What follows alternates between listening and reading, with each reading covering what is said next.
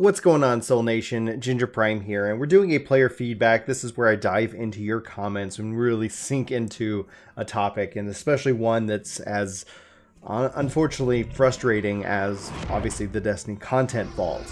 I feel like I'm in a weird position, and I want to talk about that and set a little bit more context to this video. But before we dive into that, I do actually want to share some exciting Destiny news. They have a Beyond Light trailer, GF Nightly. I don't know why I struggled saying that. I tweeted it out that this Thursday in my time zone, looks like 1 p.m. Central, but then you have 11 p.m. Pacific, 2 p.m. Eastern for the opening of Gamescom. There's going to be a deep dive into Destiny 2 Beyond Light. So I actually saw this, really excited to share it.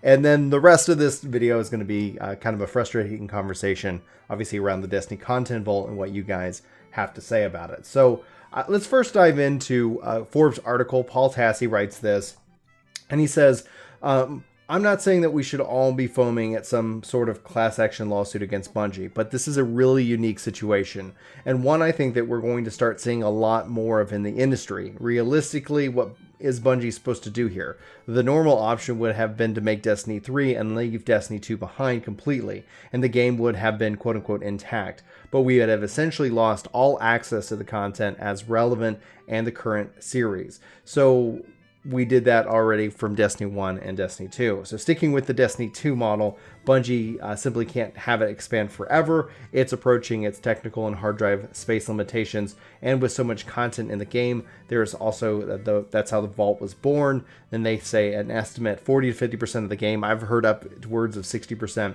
of the game is actually heading into the Vault to clear out room for new, more relevant stuff. I guess Bungie is technically getting around we paid for it, that is content, but it's gone. I'm going to highlight that question because the Vault implies things can come out of it, but that might be a year or so, or maybe. So this is an article that he wrote because obviously there's a lot of frustration, and I've seen it in the comments, and that's why I want to sit down and do a player feedback in which we talk about your comments in more detail and have this hopefully as as best as a conversation we can here on the channel. I haven't done too many of these. I do hope to remedy that because I really love engaging with your comments.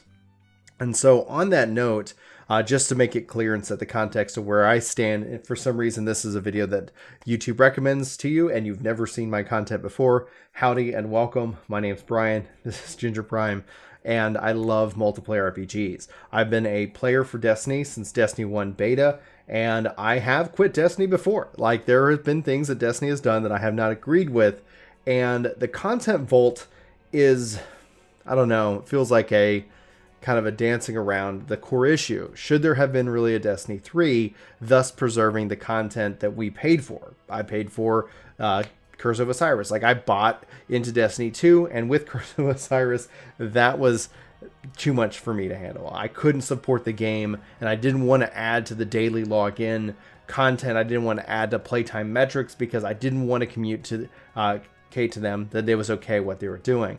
They have since left Activision. They have since brought in cross-save. They have since done all these things that for me make Destiny a game worth playing. But I also was a player who was very hesitant to jump back into the game in the PvE side. I only then stuck with PvP, and I pretty much since returning have just done PvP. So I've had so much PvE content to do, and it's been a very, very fun time coming back and actually doing that content and seeing the content vault that we covered in the TWAB just last week has a lot of goals, the things that I want to hit before November the 10th. And that can feel exciting, and that can also be unnecessary pressure depending on where you fall. So hopefully that's a little bit of context. The reason I didn't jump into PvE was because I was always thinking like, well, if they just do a whole Destiny 1 to Destiny 2 and we get a whole Destiny 3 down the road, why invest? Why bother? Why even mess with it? It's just going to restart and we're all going to start over again. And I wasn't particularly looking forward to that. And I was like, I'm just going to have the fun in the game that I have, which I really enjoy, PvP and Destiny. And turns out I love the PvE too. I just was worried because the fact is they laid out a whole new 3-year plan. So my personal belief in all of this is that Destiny Beyond Light, Destiny 2 Beyond Light is really Destiny 3, except for we get to keep our stuff. And when I say stuff, I mean guns and the things we've acquired. We're losing the moons, we're losing the zones. And that's what this is going to be about. So that's a long intro to this video. I just want to make sure I set some context because naturally it can be, there's people who are frustrated, and I completely understand and agree with that frustration. So let's dive into some of the comments.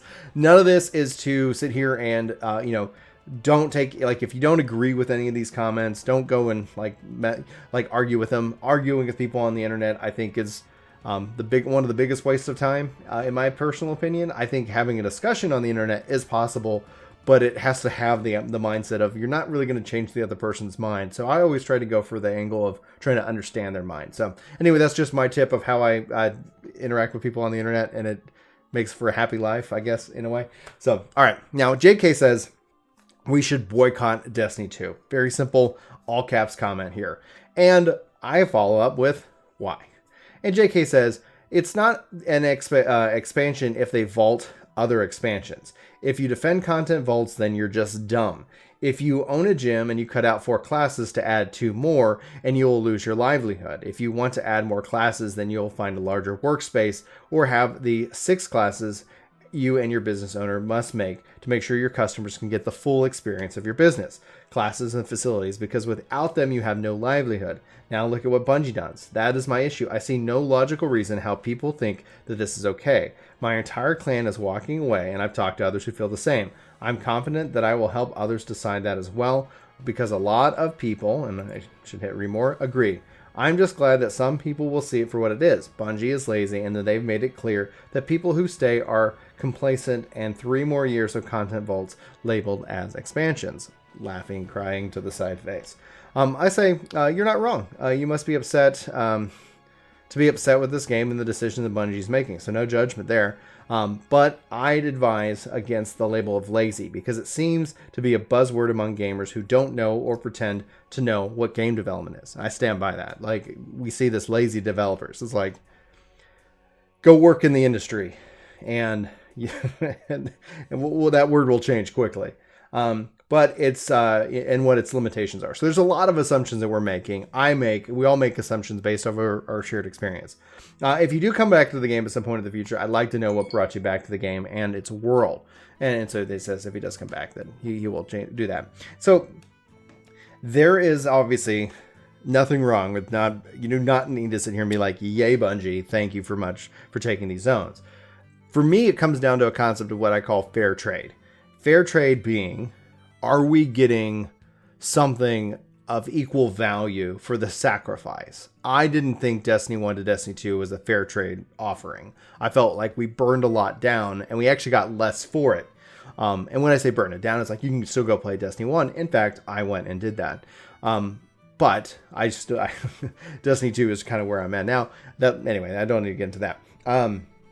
But with Destiny 1 to 2, like we lost all of this stuff. Now, here, they're taking this stuff away. We're getting new stuff, but we also get to keep our stuff. So it's a whole different kind of thing. Now, Paul Tassi, like back into the ethics of deleting content, kind of talks about how Destiny, in a way, is like Netflix.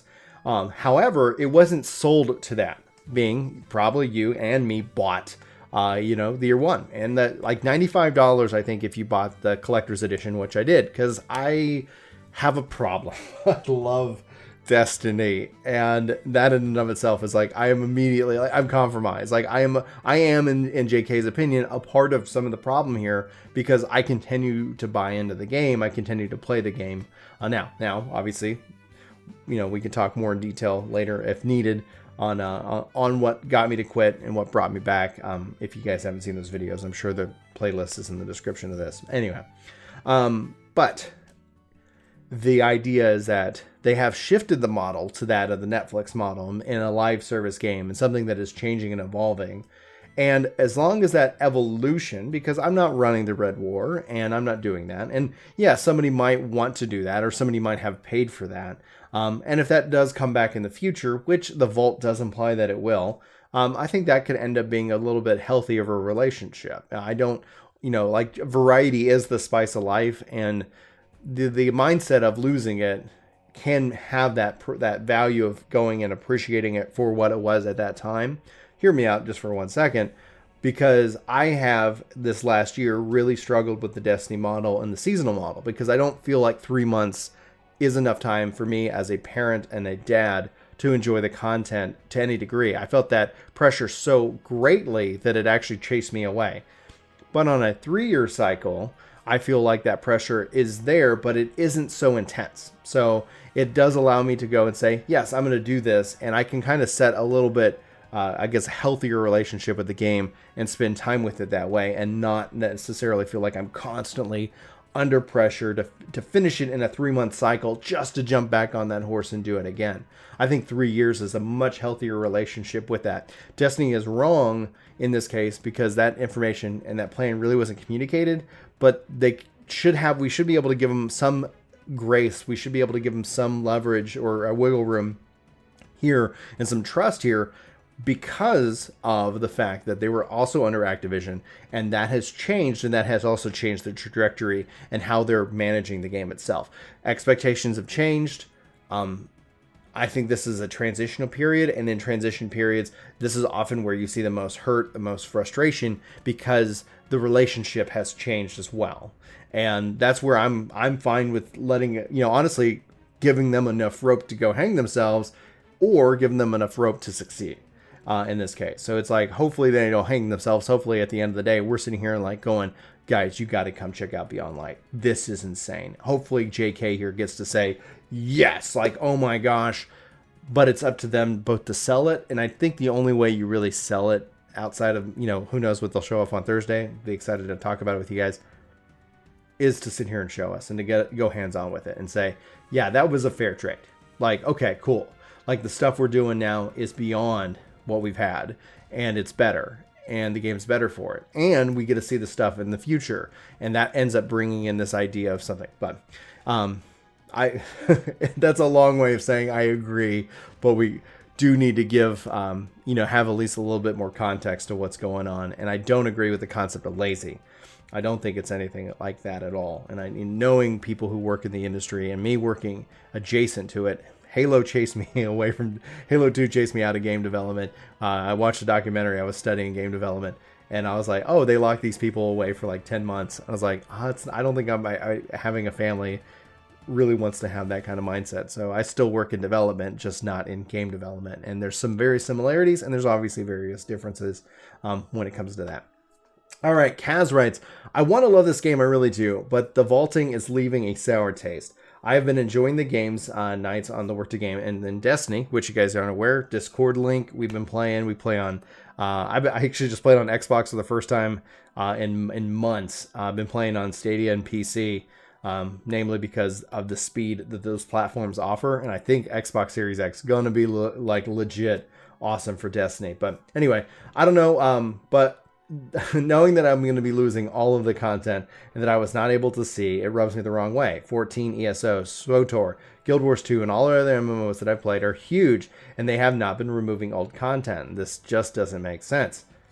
And yeah, especially when you were saying that Destiny is going into this live service model, like 14, ESO, Star Wars, Guild Wars 2. Those games seem to do it, and they all do it in kind of different ways. 14 did have the 1.0 to 2.0. At some point, we think 14 will end, and if you guys want a video on that, let me know. I'm happy to make it. I'm sure I'm going to upset somebody on that concept. But the idea here is that other games do it, and they do it differently. And even WoW eventually even brought back Classic because they did change the game so much that people wanted to have that core experience as well. So Kaz isn't wrong in his feelings in this regards, and especially because there's other examples out there. I think essentially everybody's kind of handling it different ways. The best kind of case, if you look at this as a case study, is in Guild Wars, not Guild Wars 2, Phantasy Star Online 2, and also Destiny 2. PSO2 is saying, hey, here's a whole new chapter, and it's connected. Imagine if you logged into Destiny and you're like, you want to go Red War, or do you want to go post Red War? Or imagine logging in now and saying, do you want to go to the Beyond Light chapter, so that it's your character, your progress is there. There is connection forward and backwards, but there's also kind of a new start. So PSO2 is doing something different with New Genesis. Destiny 2 is doing something with the Content Vault. I think everybody's just trying to figure this out, and it's going to be up to us as a player base and essentially what I call the market to respond to figure out what ultimately makes the most sense. Personally, It's unfortunate, but if Destiny was able to communicate this at the beginning, I don't think we'd see the frustration that we do see today, because everybody would know, hey, this is something that is going to expire, and that's, I'm not saying it's okay. However, saying, like, I get it. Anyway, Kazraan says, I didn't know you covered the TWA. I'm checking it out. Thanks, man. Yeah, I missed 1 week. I'm going to try to make sure that we have 1 or 2 Destiny videos for you guys each and every week, just because I spent so much time with the game. I'm just trying to, for me personally, literally just farming up catalysts, and I'm going to be working on the heroic 0-hour mission, because I got to get Outbreak Perfected's catalyst now that it's going in the vault, because that's what we're talking about here in this video. All right.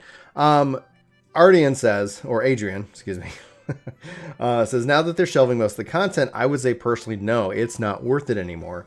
And I say no judgment, but yeah, please expand on your thoughts. And they do. And I love when you guys do this. Like, I love when y'all take the time to respond, especially if I respond to y'all, because I want that conversation. I think that's what makes YouTube very unique in this way. And anyway, so that's why we make these videos. So he says, I'm not a hardcore player by any means, but I bought the game and the content up to Shadowkeep. But I don't have much time to play in game between a massive backlog and college classes, so I'm slowly working through the story when I can. This move is going to make it where I can't catch up unless I dedicate most of my free time to it in the next few months, and then when it's gone, I won't be able to catch up to the story organically. And it's not the end of the world, but I know that it's going to be best for the game, and I believe him when they say that the people don't touch the earlier content anymore, but as a casual player, it still feels wrong, and I'm sure that I will keep the way a certain new blood, and the shelving is permanent. I'm going to be very wary about buying any of the new expansions in the case this happens again. And honestly, this is kind of, like, Adrian hits on a really good point where when I look at, earlier we talked about the market, I hands down, I wish the market would say subscription-based games, okay. Because the subscription-based game does a lot of things for the developers. But fundamentally, people have, like, gamers said, no. Especially because typically if you do a sub, you only play like that one game. And Destiny 2 is a secret subscription game. It's a subscription game in which that it asks for its fee every year. And that's why it being added to Game Pass I think is going to be a real big game changer for Destiny. That Game Pass, and then next year with crossplay, and they're even saying Game Pass on PC as a part of Steam for all the Steam and Microsoft games. This is massive. That would be groundbreaking. And I hear that PC stuff set for 2021, so that's not even that far away. That model, I think, ultimately starts to shift the focus. If you're not having to pay for, hey, I own, because it's the ownership concept, right? It's the ownership delusion of games. And I hear you, MTX, and all the problems within it. I am with you on those on those issues in gaming right now. All right. That being said, this is where we are. This is reality as it exists right now. And you purchase content that essentially goes into the vault. They have to find a way to respect that ownership. And I think that's where Game Pass is coming in organically. And hopefully we start to see kind of that mindset overall. But don't be purchasing Beyond Light with the expectation of having access to Europa in 4 years. And that's something, and there's nothing wrong if you don't want to get on that train. There's nothing wrong with it. The question is that, are you having fun? Is this a game that you and your friends and your community are enjoying? And if it is, you gotta make that call. And if it's not, there's nothing wrong with it. The best thing and the best way forward is to have the understanding and the knowledge of the game itself and know what they're doing. And the best thing Bungie, and the thing that they have to absolutely do, is be as clear and direct as possible. And then what YouTubers need to do is make sure that we're as clear and direct as possible when it comes to the business model and what it means. So that's, Adrian's 100% right. As far as it going though, when I'm honest with myself, if I don't do the content, was I ever going to do the content? Probably not. But I'm either an addict or I love this universe. I love this world. I can't wait to see where it goes. And like I said in the previous comments, I really want to see what they do. And if it's not a fair trade, I hope that I'm one of the guys who calls that out. Like if it's, and I don't need it to be a fair trade on November the 10th, but if we're sitting here by, you know, spring and then summer and then fall, and it's like, you know what, we still haven't seen this vision. We still don't, you know, I mean, they asking for the trade, it puts a lot of trust, right? The trust in the dev saying, hey, don't worry, we're going to make it up to you. We're going to make sure that this is worth it. They have to come out and they have to hit that hard. That acquisition, that trade, you know, that I keep talking about has to be immediately apparent, day and date, boom, ready to rock and roll. So that way immediately we say, oh, cool, buy. You know, that if they can nail that on the 10th, I'm not expecting it, but if they can nail that on the 10th, I think that helps set the expectation that this was a worthwhile thing. If they keep saying like, you know, it's going to take time, and, you know, 3 months we're going to have this, and then another 3 months we're going to have this, it does feel like you're kicking the can down the, you know, down the street, and thus ultimately just kind of like, well, I'm not being fully fed. I don't feel like I've been fully reimbursed. Anyway. All right, last comment time. This is somewhat related, but I think it's actually more for what we want, and I'd love to do a video on what we want for Beyond Light. Personally, for me speaking, I would love the ability to have kind of the ping system from Apex within Destiny, like to be able to ping and mark locations and targets and things like that. I think that would go a long way into the communication. I think looking for group and like more tools baked into the game, more stats. I'd love to see more stats. Like there's things that I want from Beyond Light. If you guys want that video, let me know in the comments below. I'd happily make it. I just don't want to, you know, still trying to figure out like what's the best way I can add to the Destiny content creator community in this regards. But Case here, like guys, if you guys go check it out on the what you need to know for Beyond Light for new players, literally I think he just like he hit the nail on the head when talking with new players or players coming back. I think his idea right here is amazing. And he says, what I really, really wish is that Bungie would include a story playlist. Think, yeah, I've got, you know, Crucible, you know, you got Strike playlist, you got these playlists. Imagine if there was a story playlist where basically it takes you through the main story quests of the game itself. And that way you could say, I did this one, do. And if there's ever a block or some kind of thing that's connected a quest into it, it would tell you those requirements. I think one of the things that a lot of people enjoy about Destiny is the freedom that you can kind of go in any direction that you want. But there's also that story, and people sometimes are like trying to figure out and find it, and they get lost. And now Luke Smith said that they're doing something with the quest system tab and more. I think that's going to be, hopefully they really get that, because that is such a nightmare to manage for me personally. I'm still working through just tons of quests. All of that being said, all of that roundabout way of saying like, yes, a story playlist, a way of you can going and seeing, here's the missions and here's the story structure, and just kind of firing it off. Not from the world map or whatever. Like, yes, you can maybe attach it to that, but I think a story playlist that players can just jump in, like, you want to play through the story? Here you go.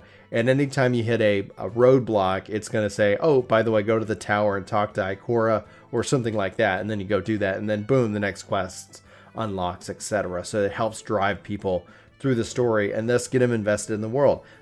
Case, genius idea. Hopefully we start to see something like that. I would love that personally. I know a lot of people would love that personally, and I'd love to know your thoughts about any and all these comments. Guys, did you like this whole style with player feedback, with my face, with the comments, kicking it off with the article and news? Any and all things, I'd love to hear your feedback, you know, as far as this series goes. And we're going to wrap it up. Like, I hope you guys are enjoying the content here on the channel. If you're new and you haven't hit that subscribe button and you feel like this video earns it, hopefully you hit that subscribe button and let me know if you did in the comments below so I can welcome you officially to the Soul Nation. Also want to say thanks to L, thanks to WG Productions. Thank you so much to everybody who's hit that join button. I really appreciate the support, and you guys are awesome. Also, just as a note, I don't know who's all here at the end of this video, so I'll give you a little insight as to stuff that's coming up, just because it's fun and because you're here. I'm running an experiment right now, and that experiment is to not do mid-roll ads on any of these videos. I'm basically saying thanks to anybody who's hit that join button making this possible, but I want to see how that plays out. So hopefully in a month, I will be reporting on that, what the data looks like from both the watch time, subscribers. It's not going to be it can't be a pure, A and B study because I can't in an alternate universe where I did it versus where I didn't do it over the exact same content, but it will be interesting to see personally. And if you're a content creator out there, I look forward to sharing my results with you because I don't know if that it will be a negative or a positive. Either way, we're going to do that. And honestly, the only reason I want to do that, and I feel like I can, is because people have hit that join button, and that makes up, I think, all the difference. That's at least the theory. That's the hypothesis. We'll have to wait and see. Anyway, guys, I love you. I love your faces. Thanks for watching. Thanks for being here. Hopefully you have a great day. I'll see you soon. Take care. This video is sponsored by me, Ginger Prime. Hopefully you'll check out my podcast channel, Ginger Gaming Radio, which we have lots of guests, lots of great conversations, and even more highlights. Links are in the description below. Let me know what you think. Thanks.